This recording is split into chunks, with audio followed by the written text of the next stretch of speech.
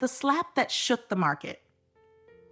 Early morning in Anfu town, the sky was still draped in a veil of mist and the air carried a damp chill.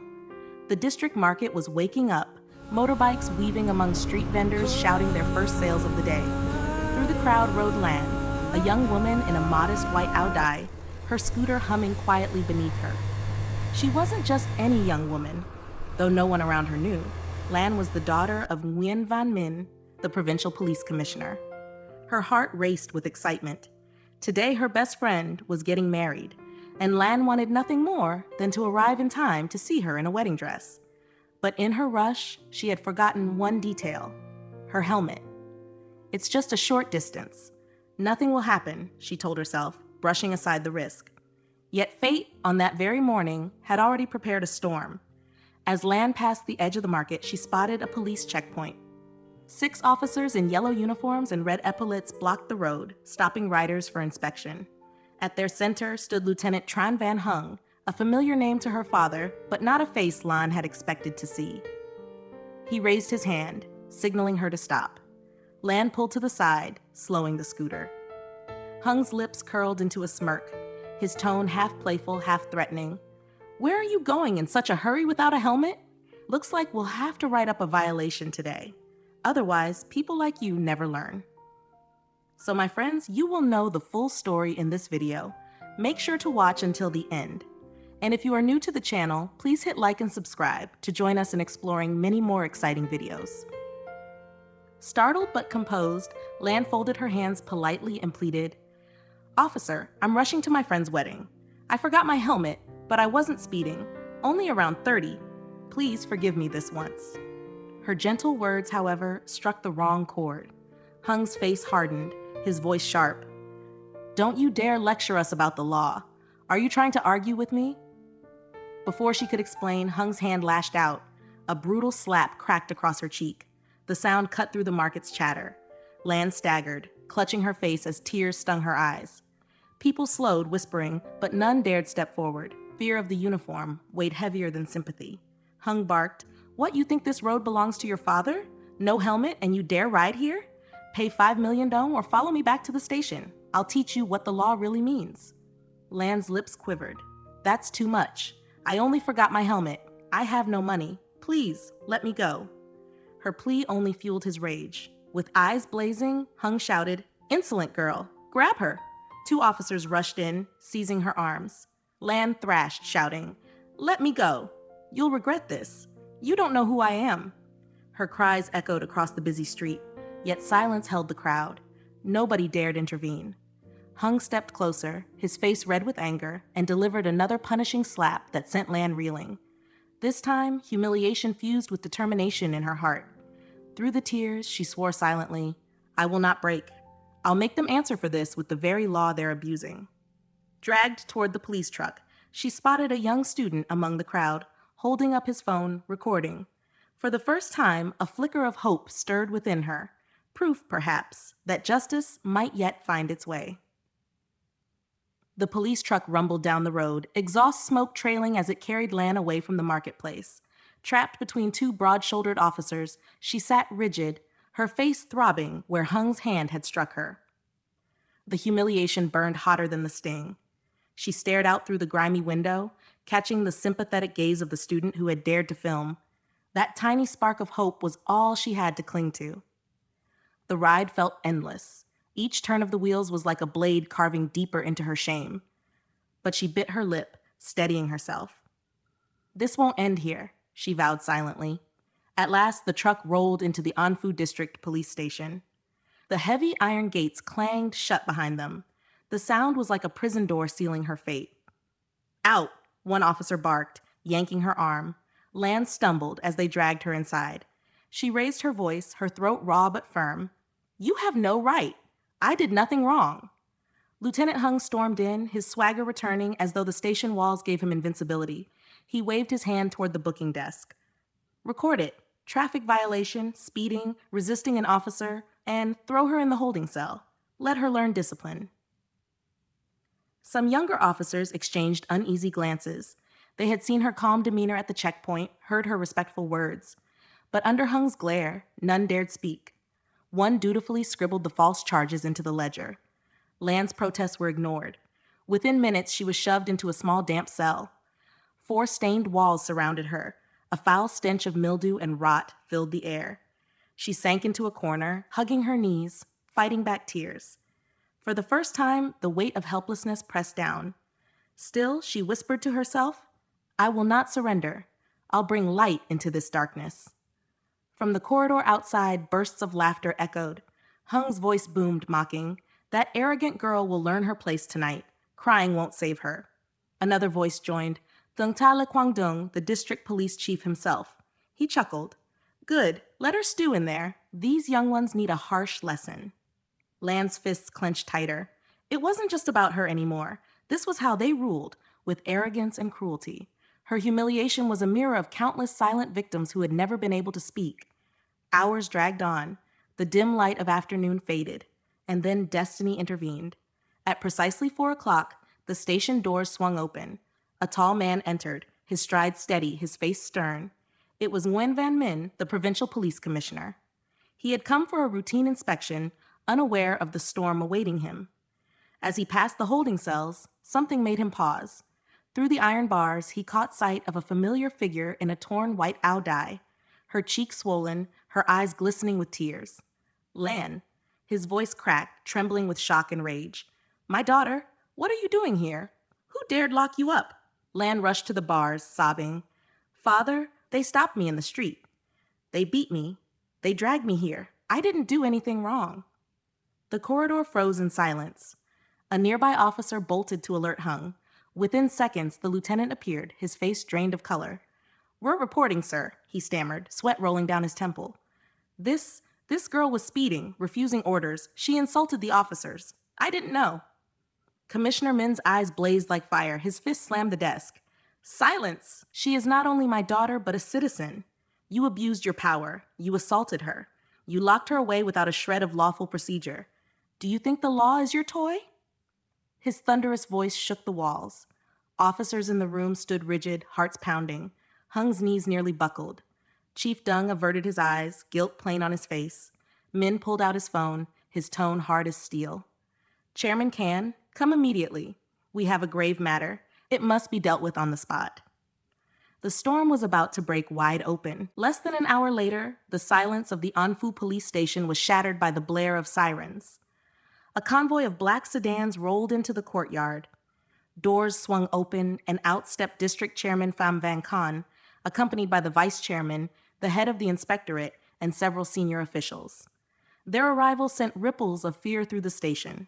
Every young officer stiffened, their faces pale. The arrogance that had once filled the hallways evaporated. Lieutenant Hung's lips trembled, sweat soaking his collar. Chief Le Quang Dung tried to compose himself, but his hands betrayed him, shaking behind his back. Commissioner Min wasted no time. He pointed directly at the cell where his daughter stood. "This is my daughter. But more importantly, this is an innocent citizen. She was beaten and imprisoned without cause. I demand this matter be investigated here and now." Chairman Khan's expression was grave. "You're right. Justice applies equally to all. Begin an immediate inquiry." He ordered the inspectorate to extract the security footage from the station's cameras. Another officer was sent summon witnesses from the marketplace. "Anyone who saw what happened must be heard," Khan commanded. The air grew heavy as the investigation unfolded. Within half an hour, 3 witnesses were seated in the hall: an elderly market vendor, a young university student, and a local man who lived near the checkpoint. The vendor's voice trembled but carried conviction.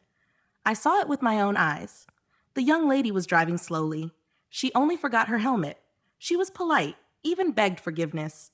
But the officer struck her across the face." The student then stepped forward, pulling a phone from his pocket. His hand shook as he pressed play. On the screen, the scene unfolded in brutal clarity. Hung shouting, his hand cracking against Lan's cheek, demanding 5 million dong. The crowd's gasp in the video matched the hush that now filled the station hall. The third witness, a middle-aged man, confirmed she never resisted. It was the officer who dragged her away who gave the order to lock her up. All eyes turned toward Hung. His face was ghostly white, beads of sweat rolling down his jaw. Chief Dung shifted uneasily, avoiding the gaze of the inspector. When the station cameras were reviewed, the truth deepened. There was Lan, shoved through the door, her arms twisted. There she was again, locked into the holding cell with no paperwork, no warrant. In another recording, Hung and Dung could be seen laughing outside, mocking her cries. The silence in the room was suffocating. Finally, Chairman Khan slammed his hand on the table, his voice booming like thunder. This is unlawful detention.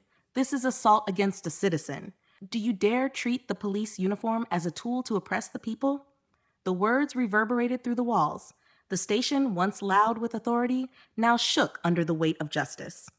The battle lines were drawn. Justice and arrogance faced each other, not in a courtroom, but in the very heart of the Anfu police station.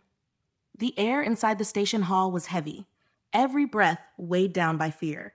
Officers lined the walls, their eyes darting between the leaders and the accused. The tension snapped when Chairman Pham Van Khan turned his piercing gaze on Lieutenant Tran Van Hung. Witnesses have testified. Video evidence shows everything. Station cameras confirm it.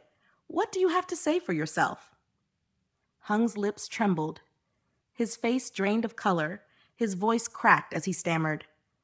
The citizen? She was uncooperative. She threatened us. I only wanted to discipline her a little. Discipline? Chairman Khan's voice cut like a blade. You call striking a citizen in public discipline? You call unlawful detention without paperwork discipline?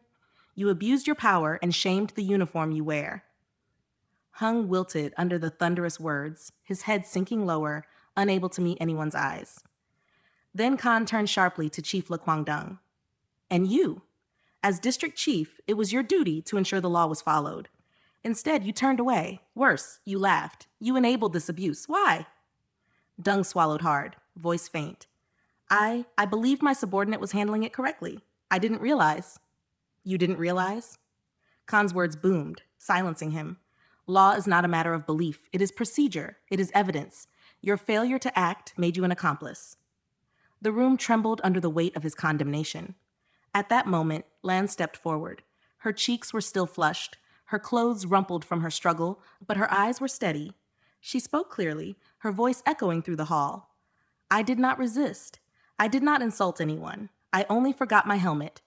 For that, I was slapped twice in front of dozens of people, humiliated and dragged here against my will. This is not just an insult to me. It is an insult to every citizen. The hall fell silent, her words piercing deeper than any accusation. Commissioner Nguyen Van Min stood nearby, torn between anguish and pride. His daughter had suffered deeply, but she now stood as a symbol of courage in the face of abuse. Chairman Khan straightened, his voice now resolute. The evidence is overwhelming. The actions of Lieutenant Tran Van Hung and Chief Le Quang Dung constitute abuse of power, unlawful detention, and assault. These are not minor breaches of discipline. These are crimes. He raised his hand like a judge delivering sentence. Effective immediately, both are suspended from duty. Their files will be handed over to the Investigative Bureau for criminal prosecution under the Penal Code. The words landed like thunder. Gasps filled the hall. Hung's knees buckled, his face ashen. Dung swayed, clutching the table for support, his once commanding posture gone. For the first time, the younger officers saw that the uniform could not shield wrongdoers from the law. Justice had finally entered the very heart of the station. The hall remained silent after Chairman Pham Van Khan's ruling. The weight of his words echoed in every corner of the station. For Lieutenant Hung and Chief Dung, the once powerful men now stood like broken statues, their pride stripped away. Sweat dripped down their faces as reality sank in.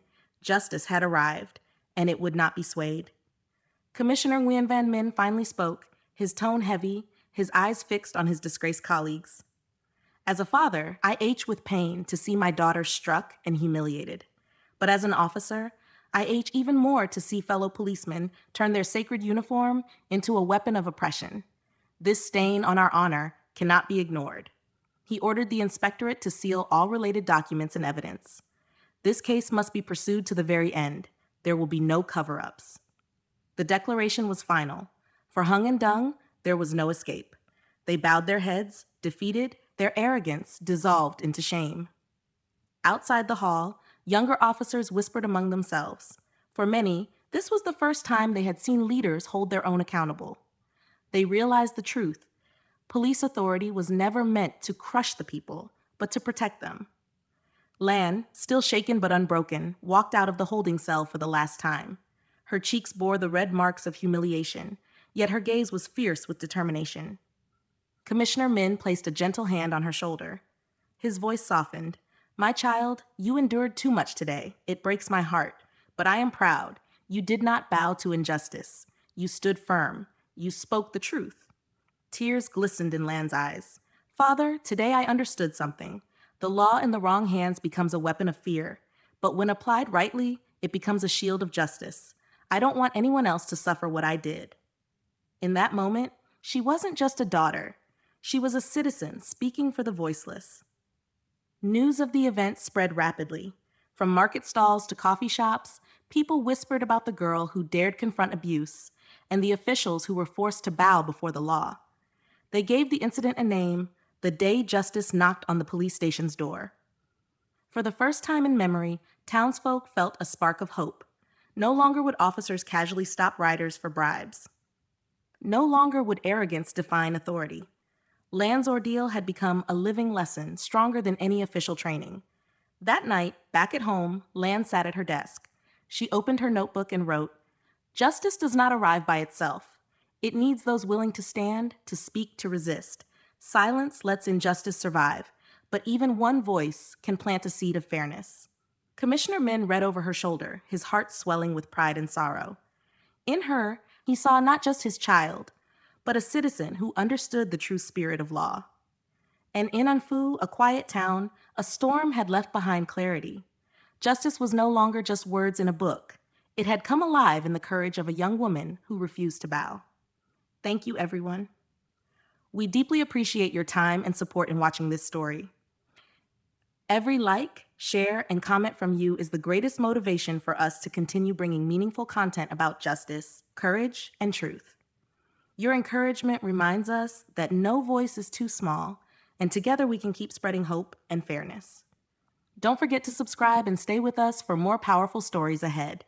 From the bottom of our hearts, thank you.